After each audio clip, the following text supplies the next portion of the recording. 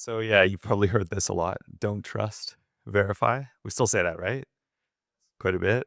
Now, everyone can verify payroll. Um, so yeah, I'm building Armada. Armada is pluggable asset privacy for Ethereum. So yeah, compliance is like an important design problem. If we're going to be building for you know for something that's compatible with the world we actually live in. Um, so yeah, I think we need to elegant designs to balance these if we're going to achieve meaningful adoption for real organizations. We have a unique value proposition, right? In this space, there's a reason we're building with this technology. There's we have we have fast ways of doing things, fast databases and everything, but we decided to go on hard mode, right? Um, and that's because building what we're building with decentralization, it offers this unique value proposition um, that only you can only really get from our technology, right? In our space, not specifically Armada, but like Ethereum, uh, it's underpinned by the fact that it's neutral, right? You just can't get that from anything else. Everything else has some sort of like somebody else is controlling it, right? So yeah, like I said, we need like elegant designs to balance the needs of the world that we live in, and what we need to achieve meaningful adoption without like sacrificing these unique properties, right? Because there's a reason this tech makes sense, right? It's for people who want the freedom to associate and transact with each other without someone getting in between us. Um, Hell yeah, we want fast, cheap transactions, but not at the cost of having intermediaries. So disintermediation is literally the point. But yeah, it's been a struggle for a long time, right? Like even though these are our important values, um, if you're like me, you joined this for the long game, to make long-term bets. And we're all doing that in different ways, right? Whether you're investing your money, or whether you're investing your time and attention building things. But the short game has been loud and for a long time. And I think, I realized this the other day. It kind of feels like we're standing in a casino with picks and axes and irritated that nobody's buying them from us. So, but there has been some like meaningful adoption, right? Places with monetary or like banking dysfunction, they've been able to use cryptos to be able to do to get incredible freedom. I've talked to people who've literally experienced this. So that's like important, but like still it's, relative to the economic activity that happens in the world, is a very small amount of it.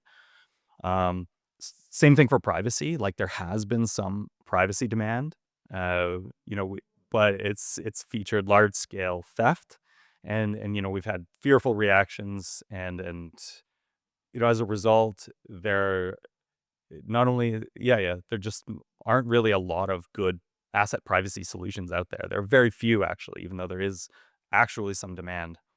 Um, but yeah, overall, just like not a lot of momentum for our space, right? Uh, and if you're like me, you've been hearing adoption is near, and personally, I've been hearing this for like 10 years. Uh, but what's interesting is that actually it might be true. It might have been kind of near all along. Yeah, actually, have you heard of Paul Brody? He's Ernst and Young. He's been in the space for a long time. Um, and there's this uh he's been interviewed by Bankless. I think it was in 2020. I've got quotes from 2020 here, and at that point, I think those quotes were three years old. And this came from an article that I wrote. This was our privacy thesis back in 2023. This idea that actually like adoption's been near all along, it's just missing privacy. And there's like actually a really good reason for that. And I'm just gonna read this right off here. It's business contracts are complicated and expensive to track. And since business contracts aren't compatible with the business logic, transactions cost about $100 each and take days to settle. And that's primarily because verification can't be automated. So this is why smart contracts are really attractive because they can secure this almost instantly and for pennies. And then their business logic is totally programmable and composable across independent enterprises, which means it's compatible with others as well. So why not? Why not? Why isn't it taken off still? Like I said, it's about the privacy that's missing because public chains expose counterparties, timing, and relationships. The deals that they negotiate, like enterprises negotiate, are like the most secret information that they have. So no serious org will use crypto rails without privacy. So yeah, this was a quote from back from 2020. They wanted to execute them on neutral, distributed public infrastructure, just like the internet. But yeah, enterprises are very strategic and they want privacy for their transactions. So that's something they won't compromise on. Even though you got that 10x, 100x improvement, that's enough for switching costs, but it's not enough if you're going to give up like that really important strategic information. But yeah, I think things are changing now. There's some startling statistics about stablecoins usage. It's really going up and it's really going up fast. And, I think that's because they want neutrality. Uh, and this is the thing that Ethereum offers. We've seen a lot of traction for Solana, but I think Solana thrived under conditions that uh, the short game conditions, right? A lot of people just betting on tokens and how that value might change without their inherent worth. Um, so yeah, they had a lot of other things to worry about besides, whether it was decentralized, how secure it was, and especially like privacy, right? Whether you're exposed on chain, it doesn't really matter if your token's going to go to zero in like the next 10 minutes. So, I think things are changing now. Like, I think that the value of the underlying infrastructure, the neutrality of it is actually really important for institutions. And that's because like institutions have a huge burden as money transmitters. They have all these compliance regulations, and it's really expensive. I've heard it's actually their biggest expense. It's paying people to handle compliance, and that'd be good, I guess, in a sense, because it's a moat. Not just anyone can jump into the game because they have to handle the compliance costs. But I think at this point, it's apparent that the costs are outweighing the value of the moat. So, because the costs keep increasing and, why is it so expensive, right? Um, and that's because compliance is always changing and it's context dependent. So it's hard to like make a system and then have to keep changing it all the time, especially if you're a big company. So nobody really wants to own that. No one wants that burden. And if you use public, decentralized infrastructure, then that's what you're using to transmit the money now. So it kind of shifts that burden. Um, but yeah, I think that's also why uh, if you try to put that compliance into the privacy primitive itself, I think that's why it'll fail at scale. It just doesn't really make sense because everyone has different compliance needs and they're always changing. And so how you keep up with that at the primitive, I don't think it's going to work. Um, yeah, you have like fragmentation, right? Because you can't have a policy like a compliance policy for each shielded pool. It's hard enough to get the right amount of usage for one shielded pool, let alone one for each policy. So you end up with this fragmentation, and these small pools, right, that just really offer weak privacy. And so that also leads to weak network effects. People aren't going to use them, and then that leads to even worse privacy. So I think they can't get what they need to take off. So you end up with like probably one pool if you have it at the pool level. So yeah, we've seen this. Um, we've seen, and maybe instead of calling it compliance, like as a policy, maybe we should think of this as discretion, because somebody's got to decide, right? Like who gets privacy and who doesn't, and like everything around it, who gets to participate. If you have that discretion, like right inside the primitive, like I said, it's just it's too rigid, it's fragile. Things change on the outside, but you've got a protocol that's not updating. So it doesn't actually handle what your needs are. One of the reactions is to have gatekeepers, right?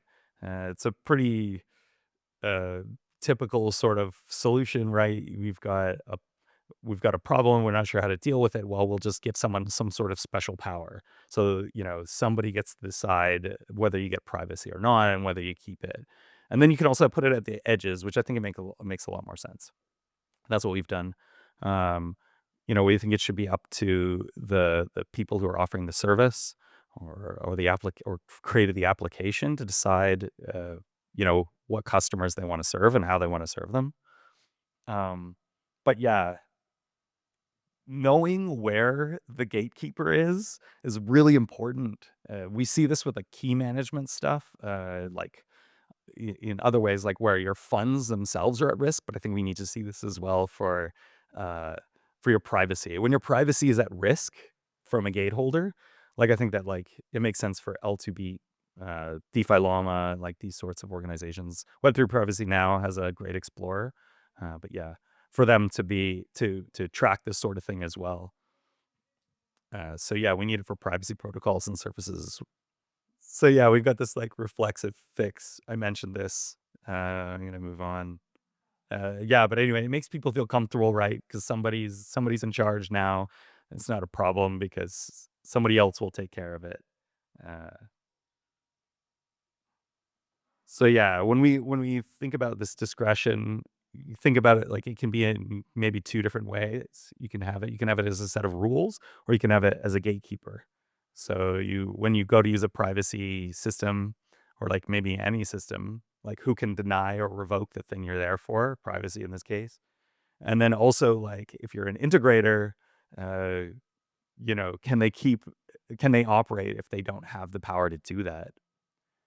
Um, So yeah, if privacy can be denied or revoked, then it's in the architecture, and that's like a really important distinction because it's a tax, right, on neutrality, which is literally the point. We're here for disintermediation, right? And if you have a gatekeeper, they become a target for censors, for regulators, for capture, basically. A lot of pressure on that. Um, and whether they give into that pressure and it affects your users or the service you're providing, or whether the pressure is just too much and then they stop providing the service, like it causes these downstream effects that you can't really predict as an integrator. So it's really hard to build on this sort of thing. And it's just, very familiar like with the custody problem, right? It's the same problem. It's just whether or not you get like the gatekeeper for privacy instead of like custody over your privacy instead of custody over your assets. Um, but yeah, so we all know this because disintermediation is literally the point. And you probably also recognize this as well. In the earlier days of Ethereum, we talked a lot about the scalability trilemma, where you can only kind of pick two, and there's always this tension, right? And I think we see this same kind of tension in uh, privacy design. Um, you know, uh, I think it's also interesting because like as a reaction to something like Tornado Cash, right? Where we say, oh shit, like we don't want that to happen. And then we put like an intermediary in because there's this idea. I've heard this idea circulating. I should have the freedom to with who to associate and disassociate from, right? But like we all use Ethereum, and like Ethereum hosts all kinds of stolen funds, and we're not. I don't hear anybody calling out, forking out Lazarus or forking Ethereum, right? Because I don't want to associate with these entities or these people. Uh, we don't do that because we know it would degrade the value of the thing. It would degrade the very the properties of the value of the thing that we actually want, right? Ethereum, there's like a lot more wanted activity.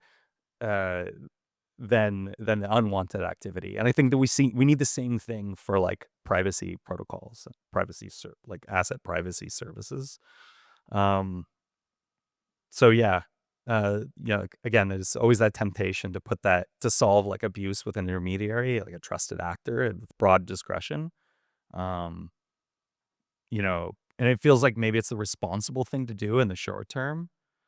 But if the thing we're building is valuable because it's neutral, we shouldn't destroy the property that makes Ethereum socially valuable to prevent any, every misuse of that infrastructure. And it's the same thing with privacy technology. It like defeats the point of building it, right? And disintermediation is literally the point.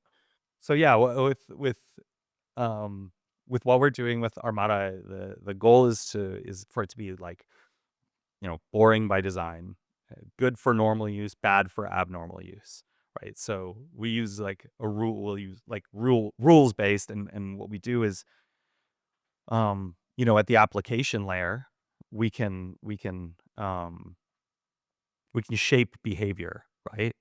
And we can also attract the kind of use that's normal. So I think if we design not just for attracting, regular payment activity, there's a big difference between paying out 10K and, trying to move $30 million out through it.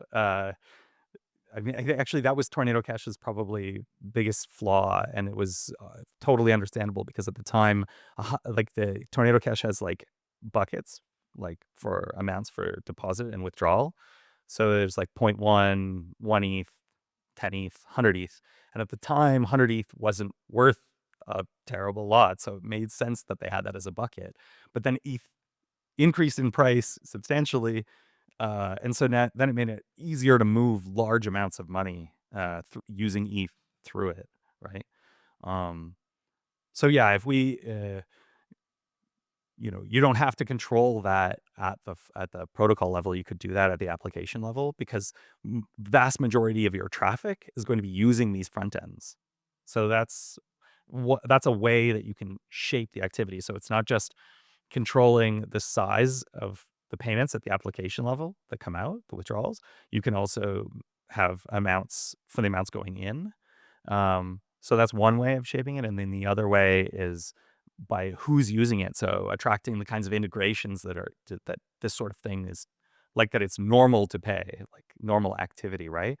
And so like if it's socially valuable, then it'll become part of society, and then it's just too damaging to destroy it. You don't wanna pull it out because, like, you find other solutions, right? Just like we don't fork Ethereum. But, like, if the primary, like, value that you do is to move stolen funds, then, like, yeah, it makes sense that everybody calls for the end of it, right? Um, so yeah, neutral tools give us more power as individuals, freedom from intermediaries in our relationships, freedom to transact and associate without needing permission. And if we design for that kind of adoption that society wants, then our tools will become part of our society and without sacrificing neutrality. And yeah, that's what we're focused on with Armada. If you're running a company that needs to do shielded payments, that wants operational privacy, selective disclosure without a gatekeeper. Yeah, find me, talk to me. We'd love to learn more about what you need to integrate. Thanks.